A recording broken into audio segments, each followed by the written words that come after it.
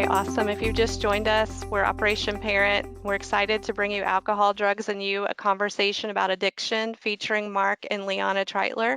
If you just joined us, if you could enter your first name and the state that you're joining us from, that would be amazing. Okay, great. We also want to let you guys know about our next webinar, which is coming up October the 1st, Teens, E-Cigarettes, and Vaping. That will be brought to you by Dr. Pat Purcell, who's a local expert on e-cigs. She's also past president of the Kentucky chapter of American Academy of Pediatrics. If you'd like to join us for the next webinar, please go to our website and register at operationparent.org.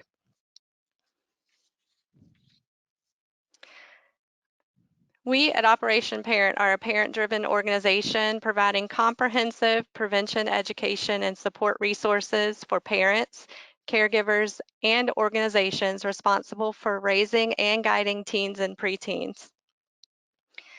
I'm going to take you through just a couple of our technical features for today so that you can use the technology that's associated with the webinar. First, on your webinar control panel, you'll see an orange tab with an arrow. This tab allows you to open and minimize the control panel. If you wish to view your screen without that control panel, just click on that orange arrow and it will minimize it. For now, though, please click on the orange arrow and open your control panel to view all the features. All attendees will be muted during the presentation today.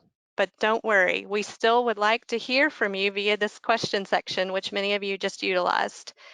It's about halfway down the control panel. You'll see that question section. You're going to send both questions and comments here. There are 3 panels there. The top panel will show you any questions you've already posted. Below that is another light blue panel where you can type your questions and send them directly to me. You can send us questions anytime during the live webinar.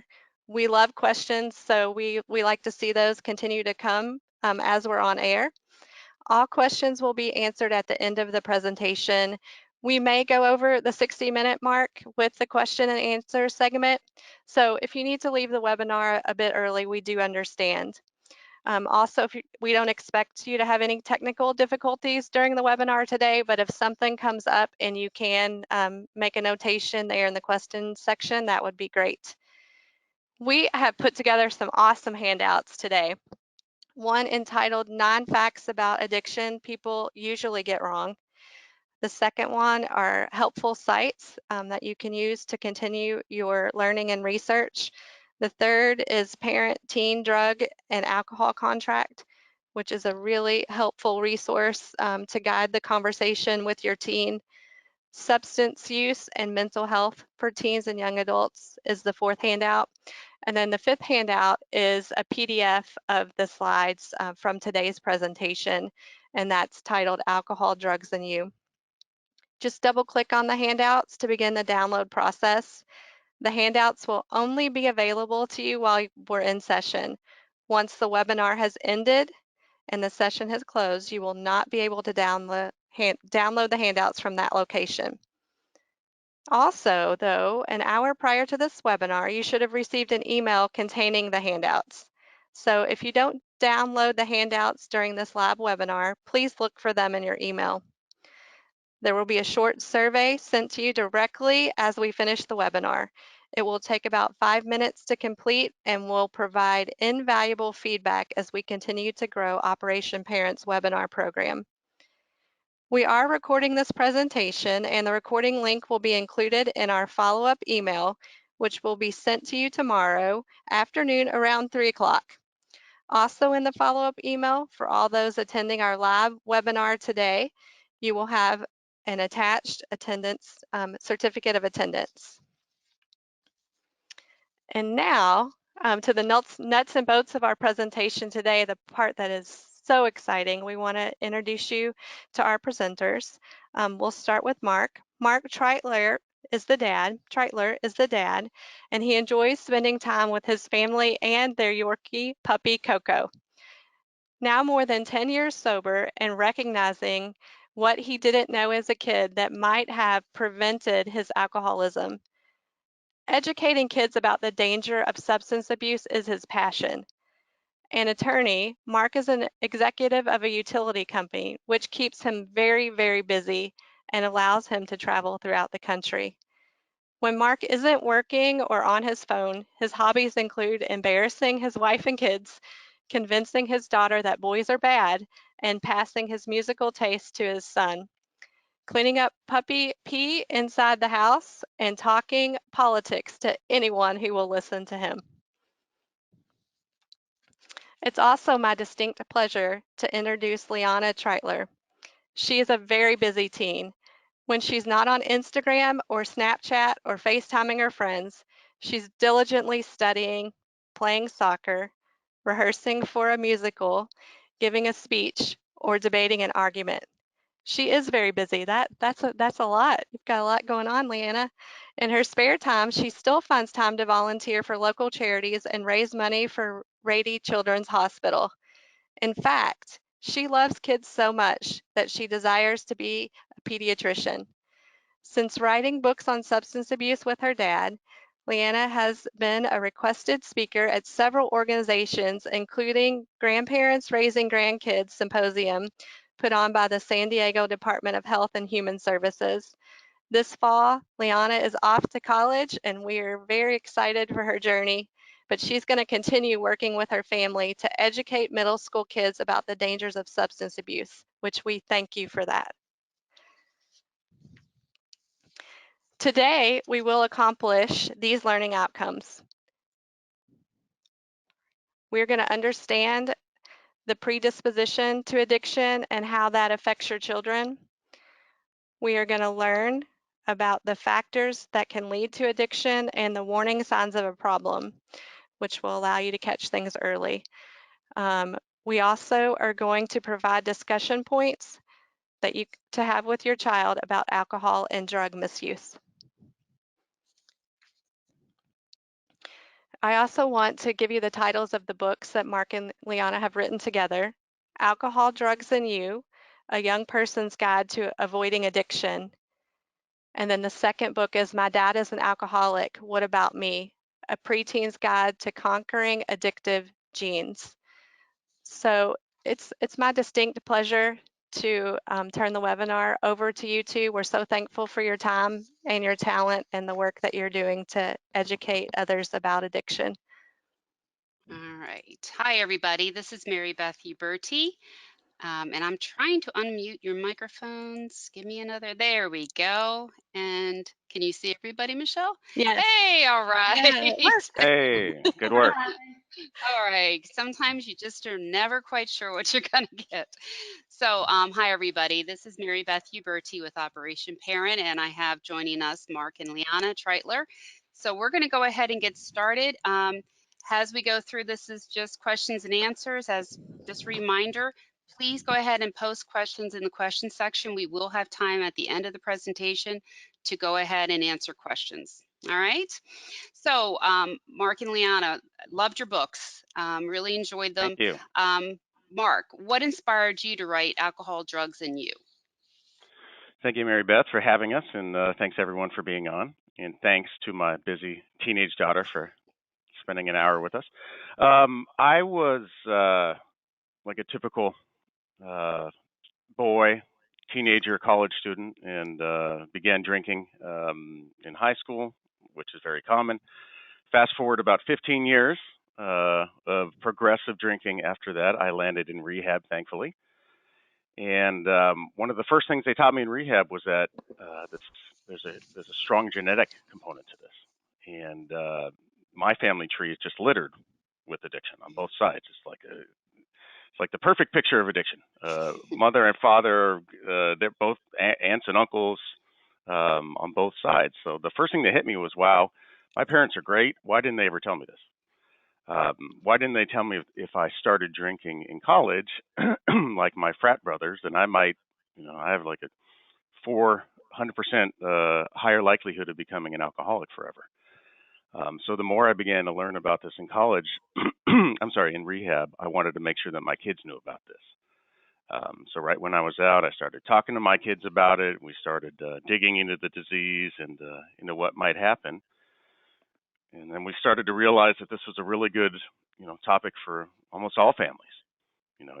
I'd say 95% of the families that I talk to through work or social or church, there's somebody in their immediate family or that they know or a friend that has an issue. And Lianna wanted to help those people as well. And we tossed around some ideas, blogs or other things, but for our target audience, we thought a book might be most effective. And fast forward a few years, and here we are. Okay. And Lianna, do you want to just give us an update on, what your view was going into doing these books also? I think for me, a lot of it was helping other kids realize that they weren't alone in their situations. I know when my parents first told me about how we had addiction in our genes, I thought no other kid in the world felt the same way and had the same thing going on as I did. Then we started to realize that more and more kids, more people that we knew did have addiction in their genes too. So I wanted to be kind of that figure to show kids that they weren't alone and they could stay away from drugs and alcohol. Okay. You mentioned real briefly in your comments that if you had known some of these things, Marc, this is part of the reason why you wrote the book. But what really are your takeaways and hopeful thoughts for writing the books? How do you want the parents to use it, or even your preteens and teens to use it? I want the parents to use it as an easy tool to open up the discussion with their kids. It's fun. There's pictures that my son and wife drew. Lianna wrote half of it, so it speaks to preteens and teens. It's not like some 47-year-old lawyer lecturing them. And I want the kids to have the knowledge somewhere in the back of their mind that if I take this drug or if I take this drink, it might affect me for the rest of my life. Whether they know there's addiction in their genes or whether they don't know there's addiction in their genes, which there might be, I want them to know the dangers and the downsides and the potential wrecking ball they might be taking to their life, before they're in high school and before they're tempted. Yeah. Anything you want to add, Lianna? No, I think you said it perfectly. It's really just, I hope teens and preteens like myself use it as a guide to just know they're not alone and know that they don't have to venture into drugs and alcohol at all and can just stay safe from addiction that way. Okay. Well, before we go ahead and get in further into the discussion, I just want to have just some terms just laid out, just make sure everybody's on the same page. We have quite a few attendees here and more coming in as we continue. So let's just go over either one of you. When you're talking about abusing a drug or alcohol, what exactly do you mean by that term? Abusing Well, drug or alcohol? I'll answer it as the former alcoholic. First of all, I like to have very clear, concise definitions and straight lines. So, drugs, any illegal drug is abusing it. That's just set the line right there. Any use of illegal drugs is abusing it. For prescription drugs, which, as most of us know, is addicted, hundreds of thousands of people across our country, using it other than as prescribed. So if the doctor says once every 6 hours, don't use it once every 5 hours, because that'll turn into once every 4 hours, and then fast forward 2 years and you're buying heroin on the street. Alcohol, our stance is alcohol is it can be so addictive and so dangerous if it's in your genes, and you might not know if it's in your genes. That we just recommend not even going there, not drinking at all, and that's our stance. Okay. And then how about addicted to a drug?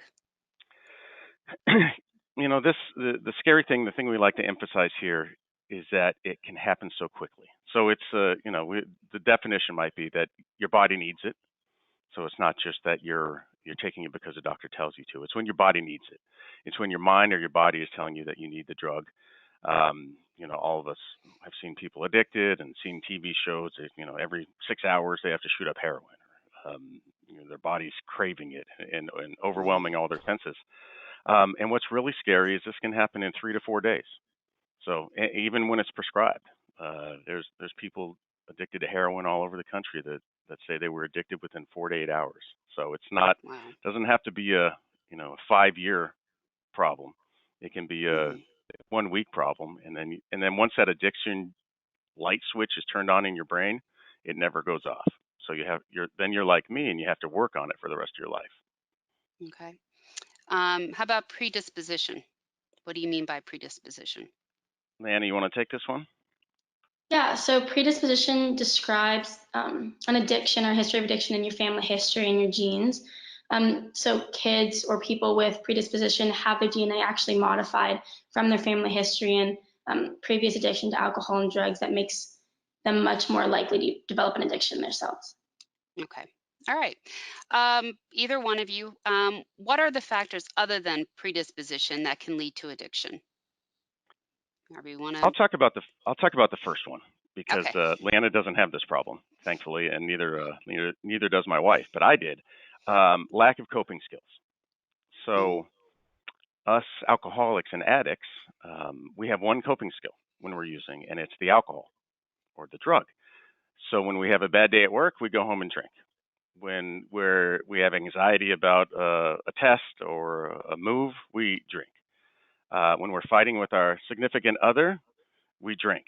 We don't deal with the emotions, and even when we're happy, when we're ecstatic, when there's a big event, when we're promoted, we go out and drink. So coping skills that normal people develop, um, over time, the alcoholic and the addict doesn't get to develop those. Whether it's just a simple fight with a spouse, the alcoholic just runs out, and I did this all the time, runs out to the bar and drinks, doesn't just sit down like a normal adult and talk through it. So it's part of the cause, and then it's a symptom of being an alcoholic as well. It's not being able to deal with your emotions like a regular person. Okay. Yeah, and I think another big one going along with that is lack of someone to talk to or lack of a support system. I know a lot of the times when teens or people of younger age start drinking, it's because they don't have people to talk to about their problems. I think that's a big thing that we're trying to teach with the book is to be there for your kids and to make sure they have a support system. Because a kid or an adult, if they don't have someone to talk to turn to, they'll probably end up turning to drugs or alcohol instead. Similarly, peer pressure is a huge thing, especially growing up. And because our book is for kids, kids will be facing a lot of peer pressure. And that can be a huge reason why kids turn to drugs and alcohol or experiment because their peers are doing it and it's cool or they feel like they want to fit in. So that's another huge one. Kids also, if they have a lot of free time, can go out and drink because if you don't have something else to do and your friend suggests, oh, let's go drink a beer, then you're going to go do it with them. So all of that, just having a lot of free time, maybe having struggles with friends or in school and then not being able to talk to people about that is a huge reason why people might start drinking. Yeah, and let me pile onto that. We work closely with, and we'll put this on our website. We work closely with a great institute at University of Southern California College Institute on Addiction Studies, and they have some great studies. And one of them I read was simply how busy you keep your kids related to the likelihood that they become an addict or an alcoholic, and the numbers were significant. Kids that stay busy, like Lianna, with sports. She played 3 sports and volunteering, or Boy Scouts or Girl Scouts, volunteering at the church. A youth basketball league after school. The kids that stay busy are much less likely to become alcoholics and addicts. If you think you're being an overwhelming parent and giving them too many things, it might be having a reverse effect. It might be keeping them away from idle time. And then one other thing I want to add is poor modeling by parents, and we'll talk about this a little bit more later. But I know there's a lot of people out there, including my family, where at family functions you drink. Whether there's a birthday dinner, we're going to my mom's birthday dinner tonight. In the past, everybody would drink. Or there's a picnic, or you're watching a football game, or it's a graduation party or baby shower. If you're drinking and you're the adult, and your kids grow up watching that, what do you think is going to happen? So we suggest, and we talk about this later and in the book, model sober behavior. If you want to have some wine with your friends, do it when your kids aren't there. But if you raise children and they see drinking as a norm and part of the family lore and part of what Irish people do or what German people do, and I have all those in my background, then your kids are going to follow in your footsteps. So model sober behavior, not drunk and drinking behavior. Okay. Just going back real quick to the coping skills that you mentioned, that lack of coping skills. Did you really make an effort after, with all the education that you went through, Mark, and trying to help raise your children to understand the predisposition to it? Did you really focus on teaching them other coping skills?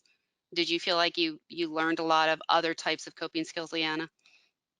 Yeah, I feel like I did. I think a big thing going back to the idle time, inevitably, if your child's doing something that they love to do, they'll be happier. So a lot of the times when I feel like I need to cope with something, I'll go hang out with my friends, or I'll watch my favorite TV show, or I'll sit in my bed with my dog. So I think that's a big thing they taught me, was find things that you like and that you enjoy. And that can be a huge coping skill, because then you're going to be happy. You're not going to need to hide your feelings and suppress your feelings, because you'll have stuff you like to do. Okay. You know, Leanne, and to answer your question, my wife is great at coping skills, so I sort of relied on her to teach those to the kids. If you want to, if you want to know the truth, No, it's I'm much better than I used to be, but okay. I'm still, you know, not having developed them for 20 years, I'm still not very good at them. Leanna's coping skills are 10 times mine, and I'm, you Mm. know, a 47-year-old executive with 1,800 employees, and she's an 18-year-old girl. But her coping skills are great. Thankfully, my wife had those skills.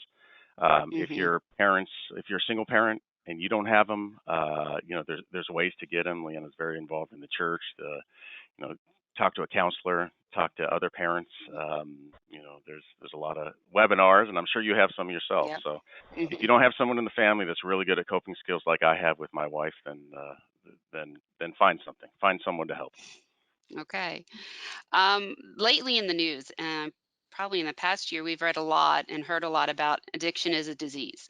Could you just talk to that? How is that a disease, and how has it changed from being something that the person has, they're not able to handle their liquor, or they're choosing to do this, and now we're saying it's a disease.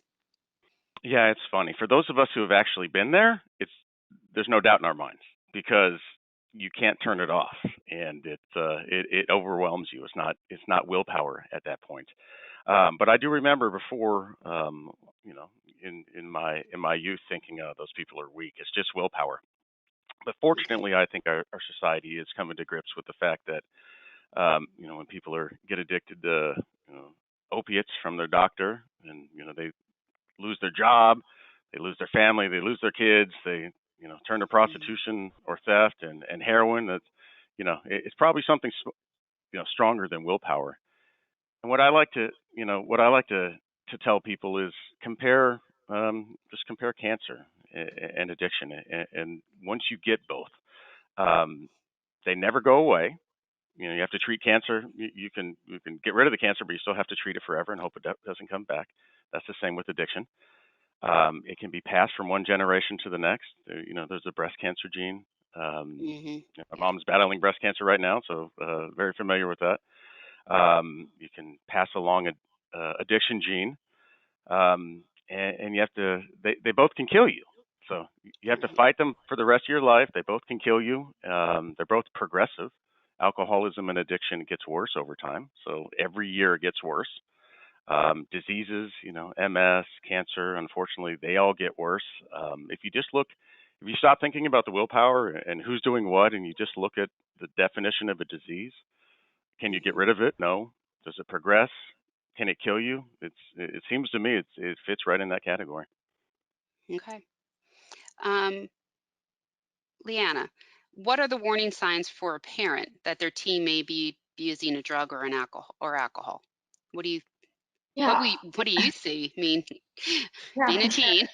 I think bottom line is, whether it's your child or your friend or a classmate, you know these people best in your life. And I think the biggest indicator is if significant changes start happening in their personality, or the way they interact with people, or and how they spend their time. I think as a teen, if I'm worried about a friend or a relative with addiction, I think their personality changes, the way they talk to you changes, their mood changes. They might be super happy-go-lucky all the time, super social, and then they might start being more withdrawn or sad, and just maybe want to go home and spend time at home, and not really being themselves.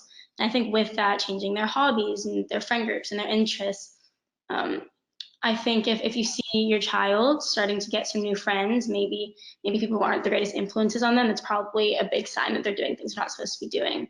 Or if they just start losing interest in things, not really doing things they loved before. Maybe they quit their favorite sport, or aren't really into art anymore, and they used to paint every day. So things like that, where their personality is changing, and usually not for the better. They just don't seem like themselves.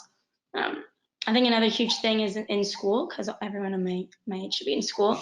It's either grades lowering or I'm not studying for tests, not really caring about school. It's a huge sign because they're probably spending their time doing something else rather than studying or working on that test or their homework. Okay. I know as Yeah, and no, go ahead, Mary go Beth. ahead. Well, I know with Operation Parent, we always tell the parents, the friends know. It's usually the friends or the parents of the friends know something is going on.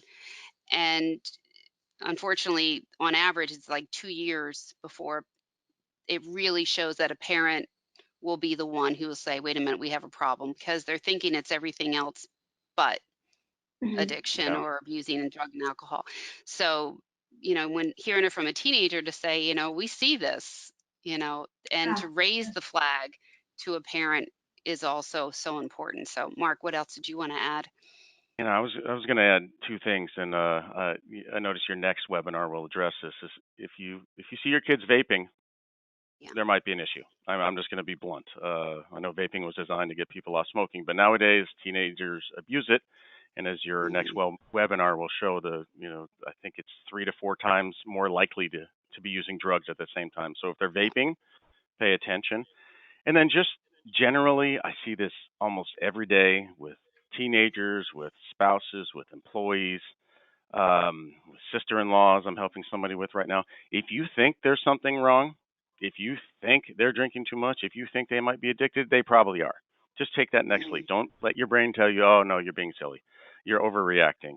Most of the time, they're hiding, 95% of what they're doing. So if the 5% of what they're showing you is causing you concern, it's really, really, really likely that they have a problem and you should act. Okay. Very true. All right. Lots of parents struggle with what and when to say to their children, what to say about drugs and alcohol, even what to discuss, about family addiction issues. So, could you just give some examples by, elementary, middle school, and high school? What should they be talking about? At what age? What are some of those talking points? And I'll just Sure. let you guys break it up as you would like. I'll start out with elementary school, and Leanna can do middle school and high school. The overwhelming theme is talk about it. I'm going to be very blunt here. If you're talking to your kids about the birds and the bees, and you're not talking to your kids about addiction, you're failing, okay?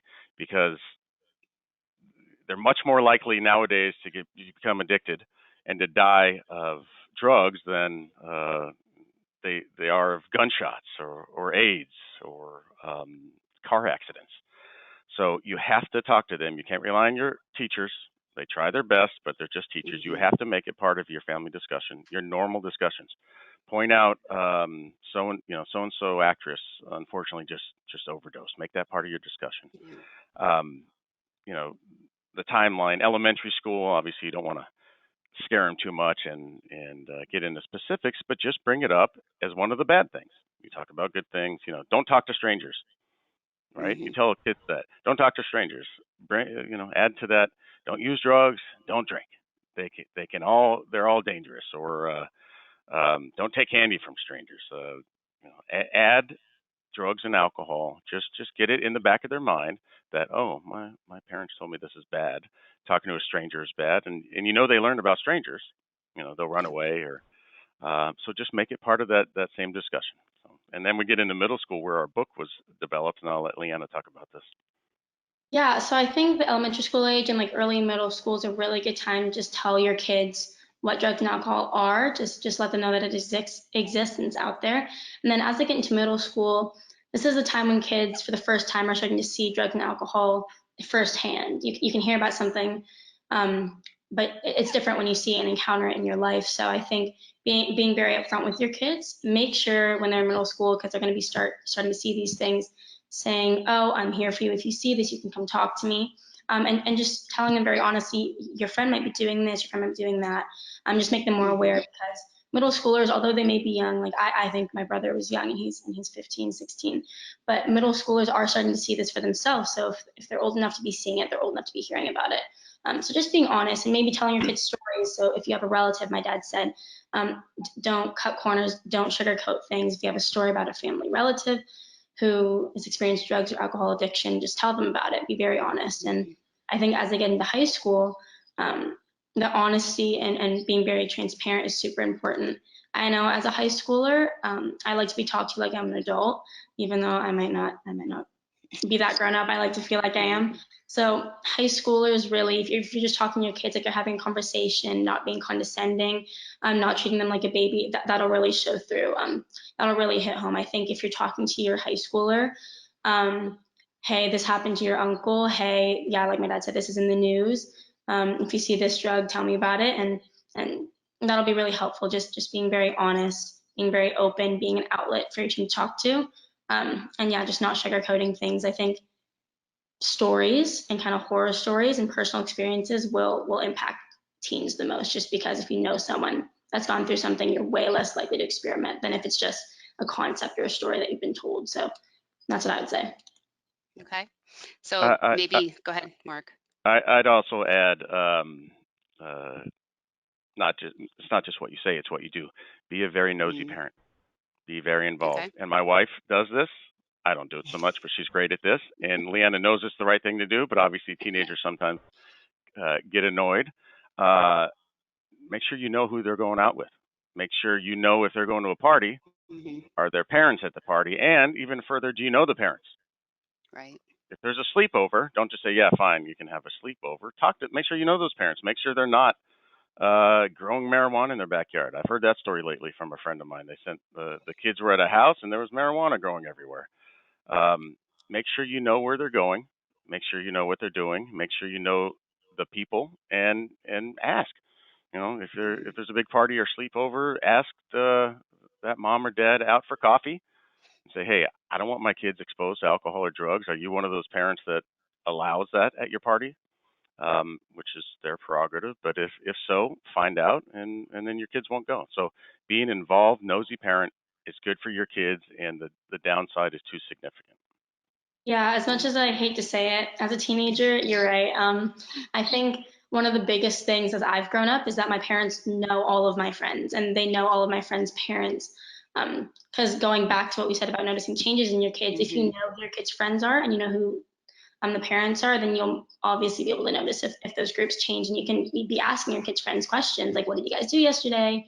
I'm asking your friend's mom, like, hey, what are you planning on doing tonight with the kids? Just really being nosy and asking questions. And especially if my mom asks me, oh, where are you going? And she knows if I'm going to a party or hang out with a friend, then if I need her help ever, she'll already know where I am, or I'll have a much easier time talking to her about it because she knew in the first place. So just yeah, as much as I hate to say it, you can be nosy. It's for your kids' own good. It is. It is very much so. Lianna, I know you're had to deal with a lot of this peer pressure during high school. So how did you deal with it? How did you deal with just dealing with, your friends wanting to go to a party and your choices? Did you make it through that? I think I'd say there's two main things. One, I've been really lucky to have a nice support system, a really good group of friends as I've been growing up. So just having people that know my morals and know that I don't drink and I don't experiment with those things really helps, and they can help defend me too. They can tell people, oh, she doesn't drink, or just won't pressure me at all. So I say just making the right friends and having a good group of friends that knows who you are and will support you in anything you do. That's been really, really important to me. The other thing is kind of just growing into myself and being able to say no and kind of defend myself and speak up for myself. I think I've seen in personal experiences people who are scared to just stick to their opinions. So if I say someone offered me a drink and I say no, I'm allergic, just sticking to myself and sticking to what I have to say has really helped. And just being honest with people. If I say I'm allergic to alcohol, there's a lot of addiction in my family. No one's going to keep pushing. So I think just being really firm with yourself and firm in your beliefs and your morals has helped me. Just because the confidence will take you a long way. I think even sometimes if you have to fake it till you make it, the confidence, people will be receptive to that, and they won't keep pressuring you. If you just know yourself and you just act like you know yourself. And then you're going to be going off to college like really shortly, I would imagine. Yeah, within like a week. How's the packing going? The packing is not going. But it will be soon. What packing? I haven't seen any packing. Hey, Mary It'll Beth, be let me less. add Yes. let me add one more thing to the last question. So as you can probably tell, Lianna's very confident and bold, Mm-hmm. which is great for her telling people, no, I'm not going to drink, and if you don't like it, get away from me, is probably what she says. Not all kids are that bold and confident. So one thing we talk about in the book, and Lianna mentioned it, is tell them you have an allergy to Yeah. alcohol. Tell them it's in your family, even if it's not. You don't know if it is, by the way. It could be 3 generations past. So if you're at a party, say, "Hey, I'm allergic to alcohol. I can't drink. It's in my family history." Or I used to I used to use that with smoking back in my day. I used to say, "Hey, I have asthma. I can't smoke," and then people wouldn't pressure me. So Mm-hmm. if you're not as bold as Lianna, have a built-in excuse ready. And I think the allergy, the DNA excuse, even angry teenagers are probably not going to push too hard, after you use Right. that one. Yeah, I've used that a bunch of times. Just say, oh, I'm allergic to alcohol, or my mom's allergic to wine, then no one's gonna like our book. The representatives are the peanut and the potato. So we have the peanut allergy is representative of just being allergic. Everyone knows about the peanut allergy. No one's going to push you to eat a Reese's peanut butter cup if you say you're allergic to peanut butter. So same thing, if you just say I'm allergic to alcohol, which the potato represents as potatoes make vodka, then no one's going to keep pushing because it is as much of an allergy as any other thing. Right. That's very true. That's a great point, is trying to give them all different ways to say no, come up with a variety of ways. And then you did make the point about having an escape route if you need it, is to be Yeah. honest as to where you're going to be. And if you needed to get a hold of your parents, or we always tell parents, feel free to tell your kid, send me the letter X while you're out. And if I see that, then I will call you and say, hey, an emergency came up, you need to come home. And that's a really good escape route for your child. Leanna, remember that at college. I'm only 2 hours away. Just send me Yes. Dad. Exactly. It's Help me gassed out. up. I'm ready. Yeah. All right. Well, just to go on to college, how are you going to deal with it in college? Same way, or is going to try different things, or what? Yeah. So I think one thing that's going to stay consistent, I forgot to mention this earlier, so sorry, Mom, but Okay. my mom and dad have been really good support systems for me, really good outlets. So yeah, like my mom and I have something where if I need her, if I'm feeling unsafe, I can just text her, hey mom, can you come pick me up? Can you help me out? And it's kind of like no questions asked. She'll be there and she'll help me out because at least I texted her. It's better she knows where I am and she's helping me than me being alone trying to deal with it myself.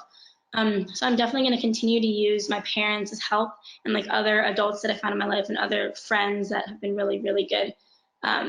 Mentors and people to give advice. So I'm definitely going to keep in contact with those people. Always not be afraid to ask for help. And I think another thing for me, I know a lot of colleges and a lot of schools, even high schools, have sort of substance-free dorms, even or substance-free clubs. Or if you're religious, they have religious associations that support substance-free a lifestyle. So I'm definitely going to find those places in my college and really look to those for advice, so I can find adults there that can help answer my questions or help me out of tough situations because they're going to be right there. Or I can meet like-minded people who will help me live a lifestyle and like, continue to live a lifestyle that I like. So again, I'm just going to find more people that kind of believe the same thing as me and more people who can support what I want to do. It sounds great. Here's a question we get a lot. Should parents tell their own kids about their own experiences with usage of alcohol and drugs?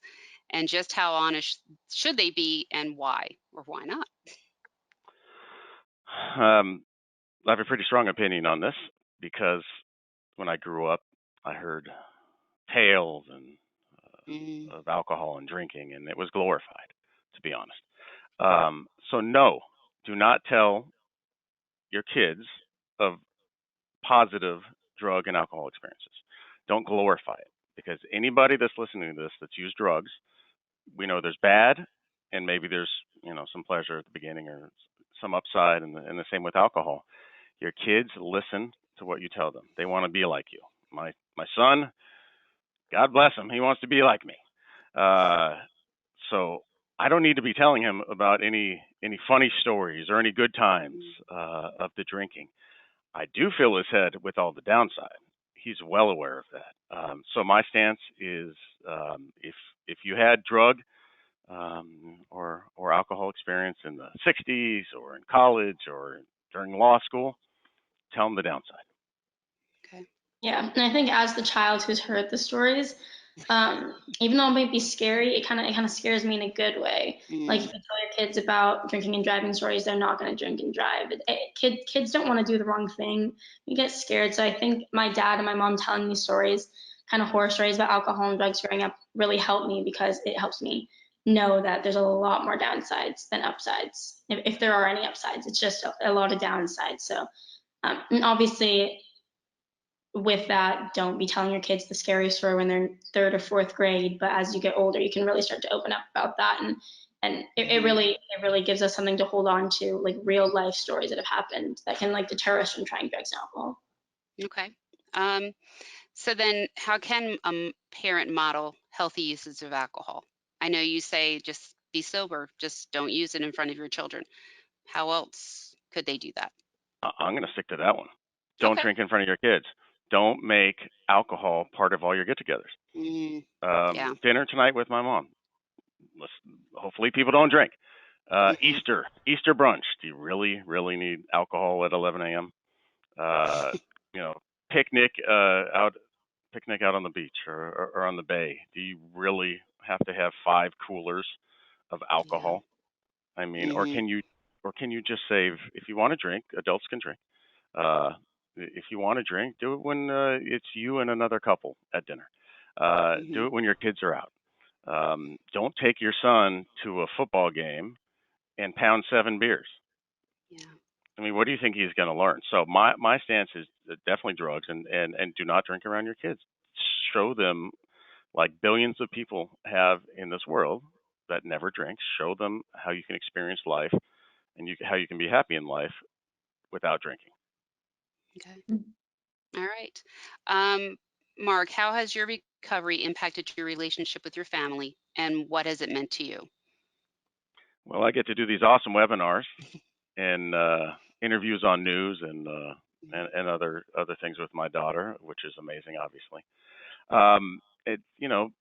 Unfortunately, when you're in active addiction, alcohol or drugs, your focus is where to get that drink every night and where to get that drug. So I'd come home from work, and my focus wasn't on hanging out with the kids and being present with them and experiencing their first steps or their drawing or their homework. It was, how am I going to get the alcohol tonight? Am I going to take the kids to the Italian restaurant that I know serves wine so I can sort of drink and nobody will notice? Or are we going to go to SeaWorld, which for God knows why they serve alcohol too? Yeah. Or Chuck E. Cheese, which, if you notice, serves a lot of beer. So I wasn't able. In recovery, we call it being present. I was never able to be present. I was either thinking about regrets from the night before, or from the year before, or 10 years before, or my mind was in the future about, how am I going to get to drink, or how am I going to quit drinking. So it's allowed me to be present, I think, is the biggest change, to sit with my kids and my wife and my dog, as you mentioned, and enjoy the day rather than, I'm sure a lot of people listening can associate with this. Your mind's either in the past about regrets or in the future about anxiety. And not being an alcoholic allows you to stay right where you are and be present. Okay. Um, Lianna, with your dad being an alcoholic and he works every day to stay sober, what has this taught you, not just about alcoholism and substance abuse, but just about life? Yeah, I think it's taught me a lot about priorities and about sticking to your goals and working for your goals. Nothing easy. Well, I'm learning going through the college process. Nothing easy in life comes just sitting back and letting life happen. You have to work really hard for what you want. And I've been able to see my dad work really hard to stay sober. He works every day. And that's for the goal of being there for his family and having a good career and being able to do nice things for us. So I think for me, sticking to my goals in my head and not letting alcohol and drugs get in the way, he's taught me that, to not let other things get in the way of what I want.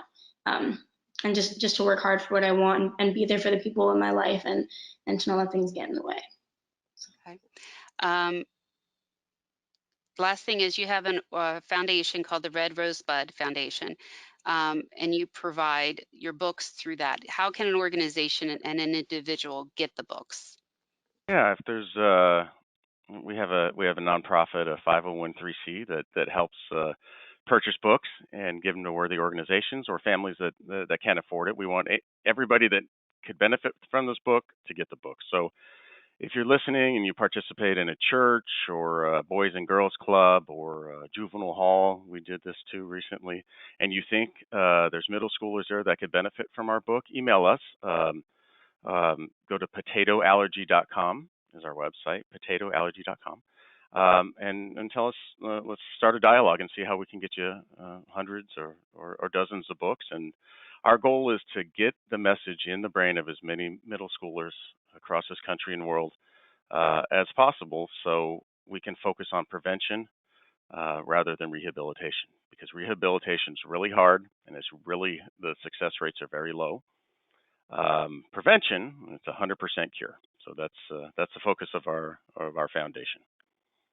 Okay. Well, we're going to wrap up the questions. Do either of you have anything you want to that we didn't go over, or something that came to mind that you wanted to reiterate or add? I would say for parents listening, be bold. You only get one shot at this. That's true. So I counsel hundreds of friends and coworkers and people in recovery where their kid is an addict, and they wish they did certain things. You only get one chance at it. So if you think they're going to a friend's house where they're going to get high or drink, be bold. And that's better than having regrets. How about you, Lianna? Yeah, I'd say be there for your kids.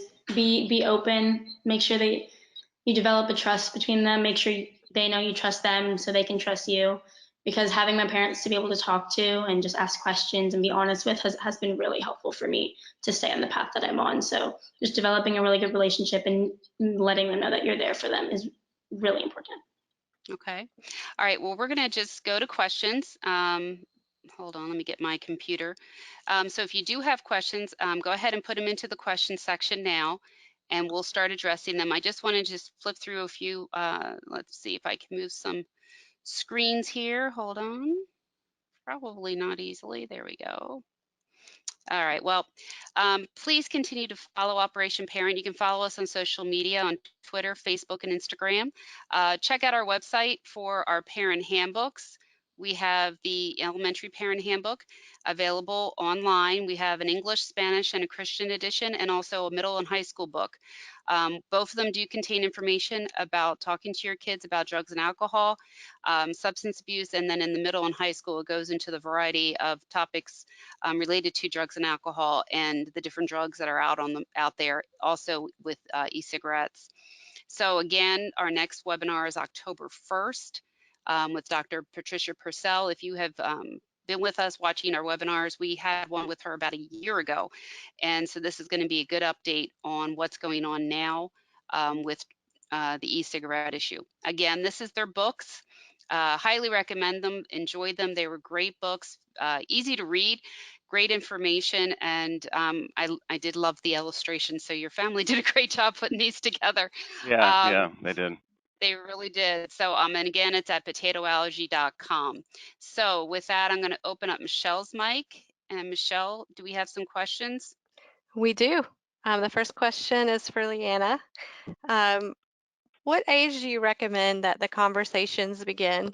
And maybe what's your earliest age that you remember starting to have conversations with your parents? Yeah, I think my story might be a little different because I was kind of forced to have the conversation when I was I think I was 9 or 10 years old, and my dad went to rehab. But I honestly think that was a good age because it was early enough where I remember it, but I was also old enough to where I could understand a little bit and understand what's going on. So I'd say we wrote our book for preteens, so that would be ages 9 to 12 and 13, getting in that area. And some kids even see drugs and alcohol for the first time as young as like 8 years old. So I'd say that's a good age, and just starting out, maybe dropping some things like, oh, drugs and alcohol are bad, and some schools even do like Red Ribbon Week against drugs and alcohol when kids are in 4th and 5th grade. So I would recommend that. I think that was a really good time for me because I understand and I remember now as an 18-year-old hearing little things and talking to my parents about it, but I was still old enough to understand. Such great advice, Lianna. Thank you so much. Okay, Marc, the next question is for you. All right. So are parents who have a nicotine addiction more likely to see a predisposition to addiction in their kiddos? You know, from what I've read, that the nicotine doesn't necessarily affect the DNA like it does for drugs and alcohol. So I don't think there is that crossover. It affects a different part of your brain.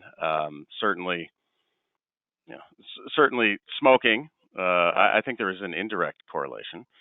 If your parents smoke, you're much more likely to smoke. And then the studies show smoking or e-cigarettes or vaping, the kids are then 3 to 4 or 5 times more likely to become addicted to drugs and alcohol. So I'd say while the science might not be there currently to show that nicotine will have a direct effect on addiction, using smoking or using nicotine in the house certainly will. Okay. Good question. Awesome advice. Thank you so much, Mark. So I want to let you guys know we do have room in the queue for a couple more questions, and I'm going to pose a question to Mark here.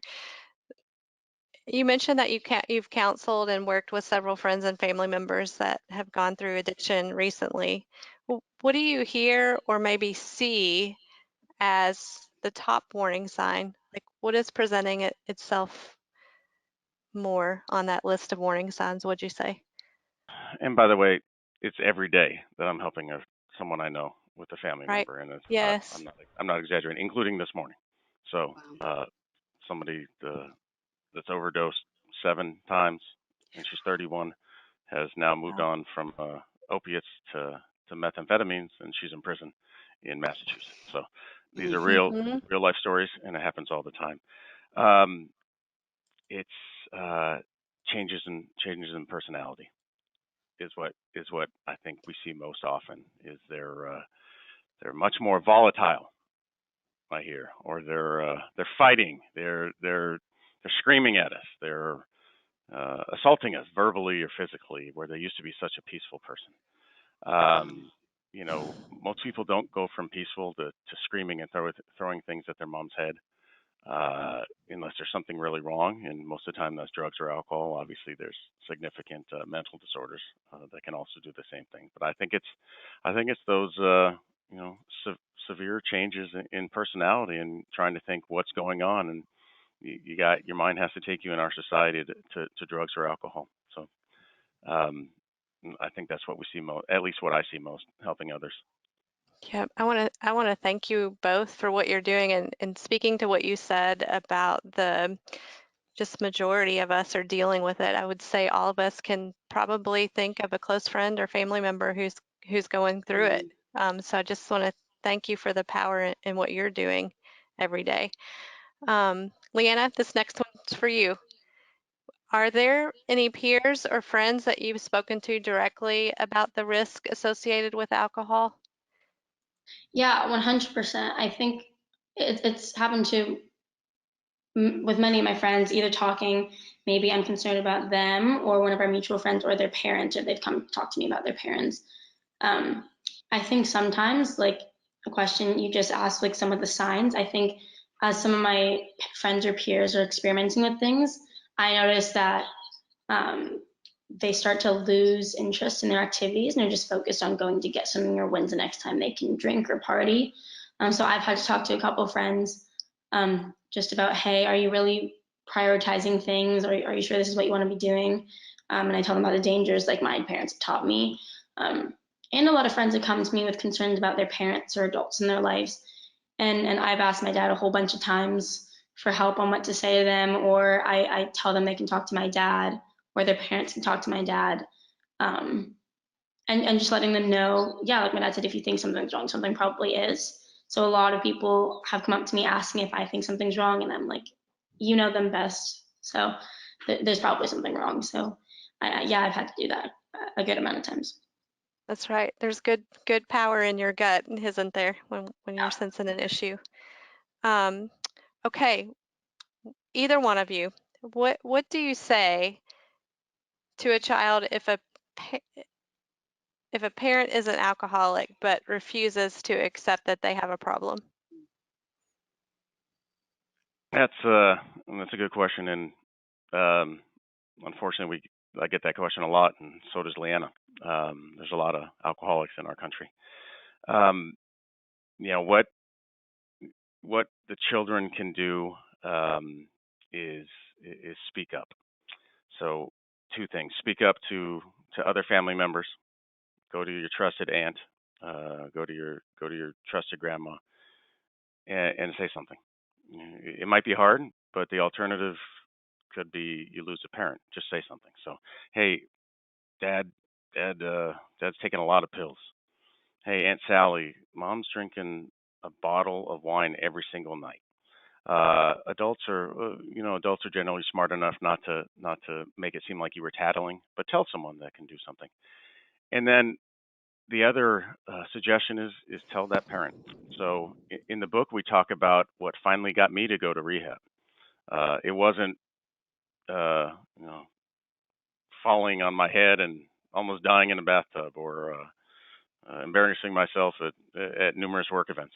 1,000 things should have made me go to rehab, and this is what alcoholics and addicts do. We keep rationalizing. And what made me finally go was Lianna made a comment about how many beers Daddy drank at a concert, and that hit me in the chest like a sledgehammer.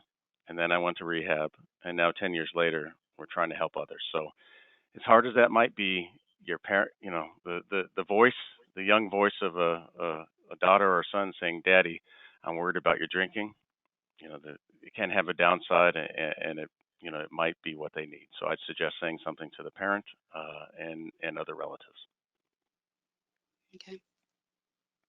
Okay, excellent. Thank you. Do you have a recommendation? I'm sorry, let me get back to this question. For safe use in kids.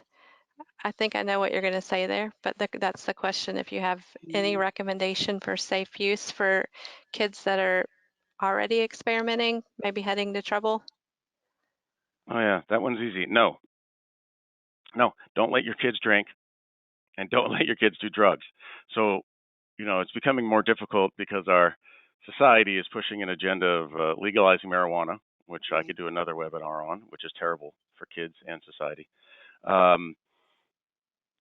The studies are overwhelming. The earlier your kids start drinking or using drugs, the more likely they are to become a full-blown addict. And one of the top studies actually put the percentage at 5 times more likely. So if they start experimenting with drugs and alcohol before they're 16, they're 5 times more likely to become a lifelong addict or alcoholic. So if you're having that, decision in your head, or that discussion or that analysis, remember that stat. You can't control them when they're 21 and 25, but you can control what they're doing at the age of 15 and 16, and they're 5 times more likely to ruin their lives with a lifelong disease of addiction if they drink or experiment at that age. And I think if you already suspect that your child is experimenting, or you think that happened for a while, I would honestly sit them down and have a talk. And I wouldn't yell or start getting angry, because usually it's like if you tell your kid to bring a jacket, they're not going to bring a jacket because you told them to. So just tell them, like, bring up some stats. Like, my dad tells me stats all the time, and those freak me out. And you can just talk about how it's for their health and, like, for their benefit. So if you suspect they're experimenting already, I would have a conversation about how it's dangerous, about how you're there for them and you don't think it's the best for them. I wouldn't yell. So if you suspect they're doing something already, have that conversation for sure. Yeah, and one thing Lianna mentioned that parents can, this is a very easy tool. Yesterday, I forwarded both of my kids a CNN article that kids that vape are 4 times more likely to be addicts, to use drugs. I just texted it to them or Snapchat it to them. It's not a lecture. You just share it, and then they'll read it, and hopefully, or they'll at least read the headline. And then it's implanted somewhere in their brain. So share those things. It's not lecturing them. And it's okay to lecture them anyway. But if you don't want to lecture them, just share those articles and some stats and let them know what's out there. Okay.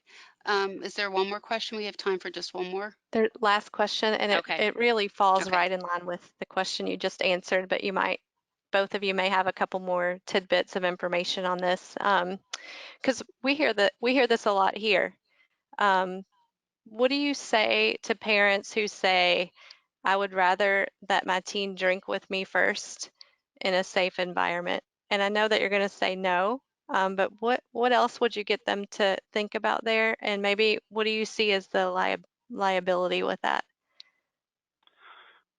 Well, I'm a lawyer, So the liability of assisting someone in breaking the law can be a problem. So buying underage person alcohol or giving an underage person alcohol itself is a crime. And then if there's a car accident or something, then you can be talking about felonies. So the legal side, you're breaking the law. So if you're helping your kid break the law, you're helping them break the law. And what message does that tell them? I think that wisdom or that what you just said, I think that really used to apply when car accidents were the leading cause of death. So you don't want them to drink and drive. Of course you don't want them to drink and drive. But look up the stats. Look at the news. Addiction kills more people than car accidents and gun accidents combined. So giving them alcohol safely, which is, makes them 4 to 5 times more likely to become an alcoholic, you're really doing much more damage than the unlikely event that they're going to drink and drive, as dangerous as that is. So I think that's more of a thought in the 70s and 80s and needs to get out of our conversation in our country. That's just you're prioritizing the less deadly action. Okay. Marc, what would you say to a parent who may want or think it's a good idea to host a party where underage teens are allowed to drink or do drugs? That's horrible. I don't know what else to tell you. You're and it happens, and I know parents that do that. But they're also not experts in addiction, and showing your kids and their friends how to break the law and how to drink and how to use drugs. Just think about that message. I know you think you're being a cool parent, you're not preventing from drinking and driving. Just think about the legal part. Showing your kids and all of their friends how it's cool to break the law, and you'll actually do it for them. Think what message that sends them in the future, whether it's doing their taxes or drinking and driving or the million criminal things that are out there. It's not a good message. And again, going back to the facts, if you start drinking or using drugs as a teenager, it's 5 times more likely you're going to have addiction for the rest of your life. Okay. Strong point to close on for sure. All right. And one last thing, I can tell you, Lianna, we've had a lot of parties at our house. Lianna has a lot of friends. We don't serve alcohol. We had 200 people at a graduation party. There was no alcohol. Everybody had a good time. You don't need it. It's not. Everybody had a great time. Yeah, I agree with you. Social host laws are the term that we try to explain to parents is if it's taking place inside your home, you're legally responsible if for an underage child using alcohol or drugs. There are social host laws in every state. So to be aware and understand it's breaking the law. All right, well, we're going to go ahead and wrap up today.